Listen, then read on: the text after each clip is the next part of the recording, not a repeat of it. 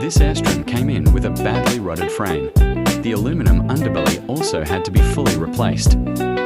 Another problem was low ground clearance. The trailer was scraping the underside when driving over curbs.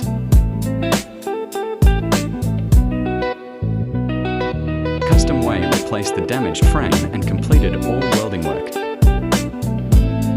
We installed new insulation and a new full aluminum underbelly. We lifted the trailer by 4 inches using custom spacers. We also installed new shock absorbers, so the trailer now has better clearance and a stronger repaired structure.